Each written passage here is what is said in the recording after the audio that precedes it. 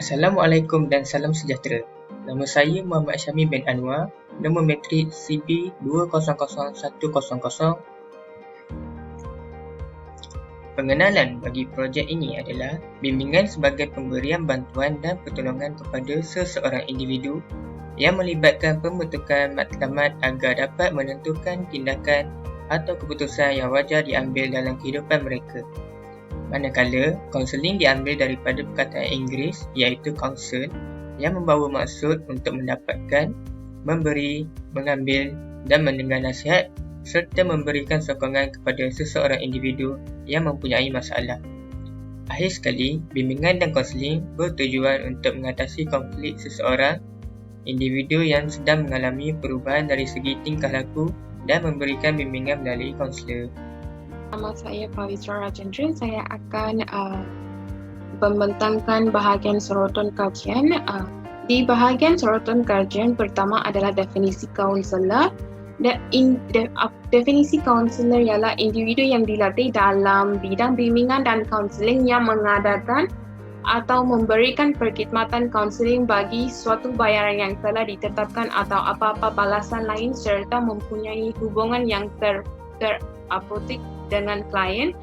Kelayakan menjadi kaunselor. Terdapat beberapa kelayakan, antaranya untuk menjadi seorang kaunselor perlu memperolehi ijazah sarjana muda. Keduanya ijazah sarjana dan bidang pengajian perlu ambil kursus teras. Bahagian 1 ialah kurikulum latihan kaunselor, bahagian 2 piawaian latihan amali atau praktikum, bahagian 3 internship. Kemahiran asas kaunselor adalah terdapat 6. Pertama adalah kemahiran mendengar, kedua ialah empati, ketiga ialah empati, keempat ialah parafrasa, ketiga ialah simpati, keempat ialah parafrasa, keempat ialah menyual dan konfrontasi, keenam ialah merumus dan mengunung. Slide seterusnya. Definisi etika kaunseling. Secara umumnya, etika kaunseling merupakan prinsip atau pegangan moral serta nilai-nilai akhlak yang menjadi adat kesopanan dan kesantunan yang boleh mempengaruhi individu lain atau sesebuah kumpulan. Seterusnya, secara penubuhan perkama. Perkama ini merupakan satu singkatan bagi Persatuan Kaunselor Malaysia. Kaunselor Malaysia. Persatuan ini telah ditubuhkan pada tahun 1980 lagi oleh sekumpulan kaunselor dalam satu pertemuan di Institut Teknologi Barat dan diterajui oleh Puan Fauzia Elias pada permulaannya. Tujuan penubuhan perkama terdapat 5. Pertama adalah menjaga keprofesionalisme guru-guru kaunseling maupun pengamal bidang kaunseling.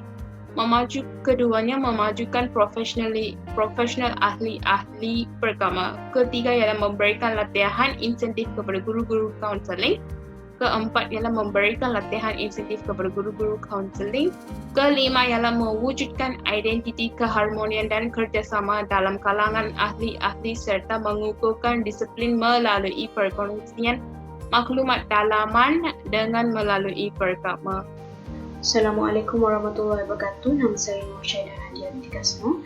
Saya membentangkan tentang metodologi kajian dalam projek ini, di mana pertama sekali, bagi reka bentuk kajian, kami telah memilih untuk menjalankan reka bentuk kajian berdasarkan kajian kualitatif. Untuk instrumen kajian, kami telah menggunakan instrumen temu bual dan kajian pustakaan. Serta seterusnya bagi persimpulan kajian, sampel yang kami gunakan adalah kami telah menjemput seorang kaunselor yang sedang berkhidmat di Kolej Tingkatan 6 Tunku Abdul Rahman Putra, Sabak Penang, Selangor. Hal ini kerana kami telah menjadikan beliau sebagai sampel kajian kami kerana beliau telah menjadi seorang kaunselor sejak tahun 2007. Untuk seterusnya, bagi pengumpulan data melalui temu bual bersama kaunselor tersebut, kami telah mengemukakan beberapa soalan ilmiah berdasarkan fokus kajian dalam projek ini. Akhir sekali, untuk analisis data, transkripsi perbualan antara kami dan informan tersebut telah dilakukan dan dianalisis bagi memudahkan penulisan dalam dapatan kajian bagi bab yang seterusnya. Assalamualaikum warahmatullahi wabarakatuh. Nama saya Najia Izzati binti Mat Nudin. Okey, saya akan memberikan penerangan sikit tentang dapatan kajian objektif 1. Menurut Encik Jaafar, ketika kita membual, etika adalah seperti satu aturan atau MPK, iaitu Manual Prosedur Kerja, ataupun nilai yang perlu dipatuhi oleh kaunselor ataupun pengamal kaunseling. Kritikan informan. Jika tiada etika kaunseling ini, atas dasar apakah kaunselor atau pengamal kaunseling bergerak dalam memberikan perkhidmatan semasa mengadakan sesi kaunseling? Jadi, seorang kaunselor perlu menitikberatkan konsep etika kaunseling. Etika kaunseling yang telah dikubal adalah bertujuan untuk membimbing para kaunselor ini ke arah tahap profesional yang lebih tinggi. Kerana klien akan mengenal bagaimana cara kaunselor itu melakukan sesuatu kerja. Assalamualaikum warahmatullahi wabarakatuh. Nama saya Muhammad Azman bin Muhammad, nombor metrik AB 190057. Okey, di sini saya akan membentangkan tentang dapatan kajian yang kedua, iaitu etika yang terdapat dalam Perkemar, iaitu Persatuan Kaunselor Malaysia. Okey, kita dalam Perkemar ni kita mempunyai 13 jenis etika. Yang pertama ialah etika kerahsiaan, etika persetujuan, kepentingan menjaga klien dan menghormati dan sebagainya. Okey, saya akan memperterangkan secara terperinci iaitu satu persatu. Okey, mula-mula dengan etika persetujuan, iaitu etika persetujuan ini ialah perlu mendapat persetujuan daripada klien untuk mendapatkan tersebut. Iaitu yang kedua, etika kerahsiaan, iaitu etika kerahsiaan ini antara klien dan kaunselor perlulah mempunyai kerahsiaan, iaitu kaunselor tidak seharusnya mendedahkan rahsia klien tersebut. Okey, dan berbagai lagi etika, iaitu etika rekod kaunseling, etika menghormati perbezaan budaya, dan etika kebebasan, dan etika mematuhi undang-undang. Dan itu sahaja. Sekian, terima kasih daripada saya. Nama saya Mulhim Hilmi bin Abdul Rahim, nombor metrik AB 200008. Dapatan kajian objektif 3, iaitu prinsip-prinsip etika kaunseling, perlu diambil kira semasa mengendalikan sesi kaunseling. Yang pertama, fidelity. Apa itu fidelity? Fidelity merupakan satu prinsip yang melibatkan kejujuran dan keikhlasan sama ada kaunselor atau klien itu sendiri dalam mengadakan hubungan kaunseling. Yang kedua, autonomy. Autonomi merupakan kebebasan bagi membuat sesuatu keputusan. Yang ketiga, beneficence. Beneficence merupakan tindakan yang dilakukan oleh kaunselor bagi memastikan kesejahteraan dan kebajikan klien. Yang keempat, non-maleficence. Non-maleficence ini pula merupakan tindakan kaunselor untuk mengelakkan sebarang kecederaan berlaku kepada klien. Yang kelima, iaitu yang terakhir sekali, justice. Justice merupakan tindakan keadilan yang diberikan oleh kaunselor kepada klien secara sama rata tanpa mengira jantina, umur, bangsa, latar belakang keluarga dan sebagainya. Saya Nur Adira Nabila binti Muhammad Fauzi, memegang kad metrik AP 190026. Yang seterusnya iaitu perbincangan dan cadangan.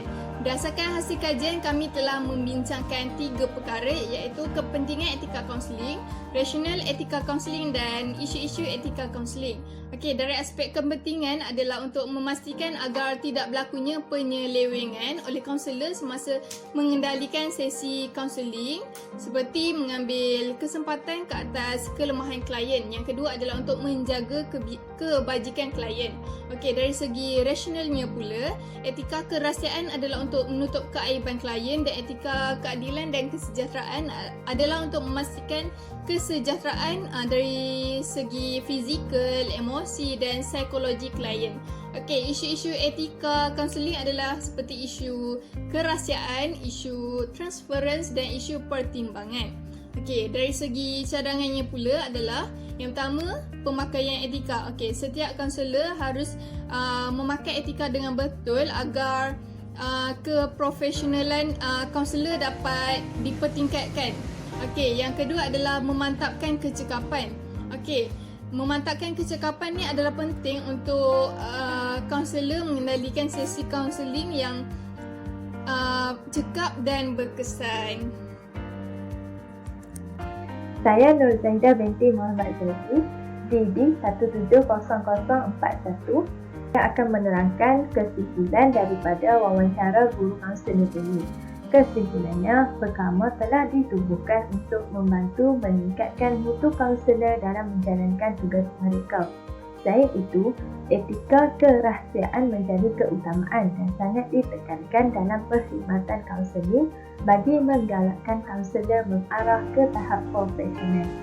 Akhir sekali, pematuhan etika kaunseling dan prinsip-prinsip yang telah ditekankan oleh perkama adalah demi memelihara profesion sebagai kaunselor ke arah keprofesional yang lebih tinggi dan kepercayaan klien serta masyarakat di negara ini. Sekian daripada kami. Terima kasih.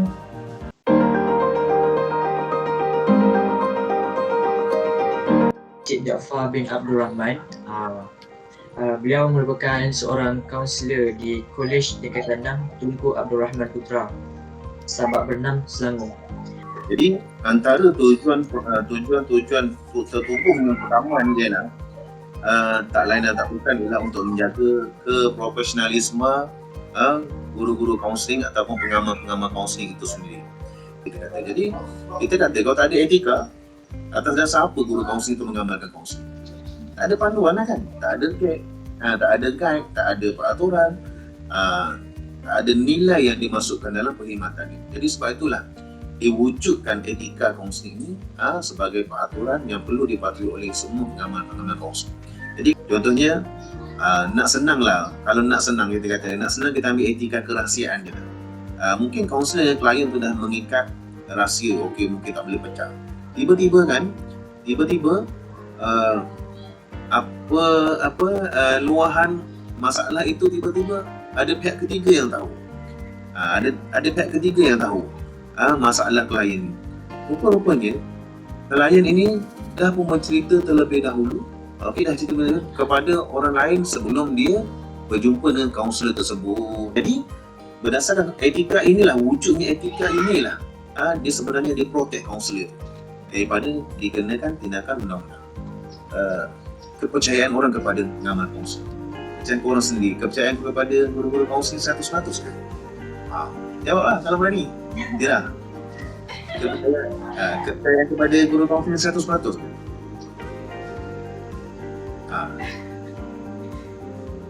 Kaunseling ni sedaya upaya apabila datang klien untuk mendapatkan bantuan, pengamal-pengamal kaunseling sedaya upaya berusaha untuk membantu klien mereka ni keluar daripada masalah. Orang ni dengar tak kes bunuh yang dekat Terengganu, pelajar tingkatan 6 bunuh kawan dia? Pernah tak dengar tak? Dengar tak? Kan? Okey, apa berita yang tak baik tentang pengamal kaunseling? Kan netizen bertanya, di mana peranan guru kaunseling? Inilah kaunselor di sekolah ni. Kaunselor di sekolah ni dia dibekal dengan ujian DAS, itulah ujian minda sihat. Di situlah guru-guru kaunseling dapat mengetahui tahap kesihatan mental. Saya daripada semua pelajar yang ada ni mengucapkan ribuan terima kasih lah kepada Ustaz Sudi luangkan masa untuk diinterview oleh kita orang.